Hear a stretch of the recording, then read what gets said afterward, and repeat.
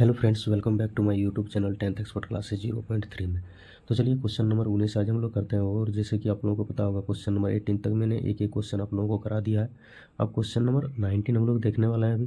तो question number 18 तक जिसने भी नहीं किया है उसको भी जाके क्वेश्चन नंबर 18 तक कर लें। मैंने एक एक क्वेश्चन बहुत ही बेहतरीन तरीके से बताया और आपको एकदम मतलब यूँ मान के चलिए आपका दिमाग में फिट हो जाएगा इस तरह करके हम बताएं। तो लेकिन सीरियली आप लोगों को देखना होगा, ठीक।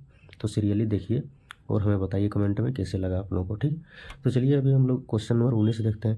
क्वेश्चन नंबर 19 में क्या दिया हुआ कि सुब्बा राव जो है एक व्यक्ति का नाम है, ठीक है, जो 1995 में, अभी जैसे 2025 चल रहा है हम लोगों का, तो उसी तरह ये सन की बात कर रहा है। 1995 में 5,000 रुपया के मासिक वेतन पर किसी पद पर कार्य आरंभ किया तथा प्रत्येक वर्ष 200 रुपया की वेतन वृद्धि प्राप्त की। बताइए कि किस वर्ष उसका वेतन 7,000 रुपया हो गया। देखिए इसमें 5,000 में वह कोई काम शुरू किया था, कहने का मतलब उसको महीना जो वेतन दिया जाता था वो 5,000 रुपया दिया जाता था। तो उसने कोई भी पद हो उसका, वो कोई भी पद पर उसने काम करना शुरू किया। महीने में उसका वेतन 5,000 था। प्रत्येक साल जो है उसका वेतन 200 रुपया बढ़ा दिया जाता था। तो 7,000 रुपया उसका कितने सालों में हो जाएगा, वही हम लोगों को बताने बोला है, ठीक।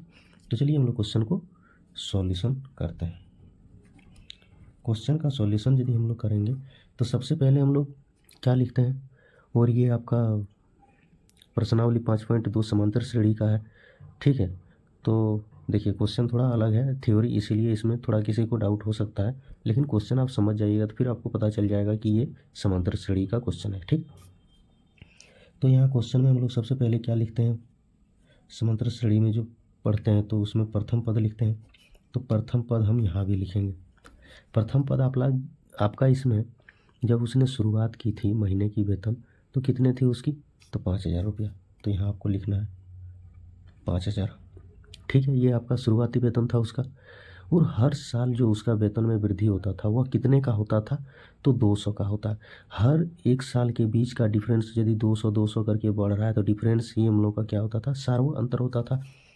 तो यहाँ आपका सार्व अंतर डी क्या हो जाएगा, 200 हो जाएगा। क्योंकि हर साल ये 200 ही बढ़ रहा है, ऐसा नहीं है कि पहला साल 200 बढ़ा, दूसरे साल 400 बढ़ गया, तीसरे साल 900 बढ़ गया, इस तरह करके नहीं बढ़ रहा है। ये अपना क्रम में बढ़ रहा है। और जब दो पदों के बीच का अंतर समान हो तो उसे हम लोग सार्वंतर कहते हैं, ठीक है। तो यहाँ 5,200 हुआ, फिर दूसरा साल उसका 5,400 होगा, फिर तीसरा साल 5,600 होगा, मतलब 200 200 करके ही बढ़ रहा है, ठीक। तो उसका वेतन 7,000 कब हो जाएगा, तो हम लोग जब नहीं जानते हैं कि ये कब होगा तो हम लोग उसको क्या मानते हैं, nवां पद मानते हैं। तो ए एन हम क्या मान लेंगे, 7,000। ये एन कितना मान ली, 7,000। तो यहाँ से अब हम लोग क्या करेंगे, ए एन का फॉर्मूला लगाएंगे। तो ये हो जाएगा ए प्लस एन माइनस 1 और इंटू में डी हो जाएगा और ये हो जाएगा 7,000, ठीक है। तो ये कितना है, 5,000 है, प्लस में एन माइनस 1 और डी कितना है, 200 है, इंटू में 200 और इज इक्वल टू होगा ये 7,000। कुछ नहीं है, सिर्फ अब कैलकुलेशन है, बाकी उतने था जो समझाने था समझा दिए।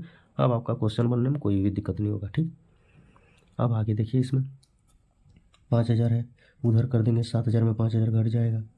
तो ये हो जाएगा आपका, यहाँ देखिए 200 एन या फिर एन माइनस 1, इसे ही रहने देते हैं, एन माइनस 1 इंटू में ये 200 और इधर ये 7,000 माइनस में 5,000, ये हो जाएगा 2,000।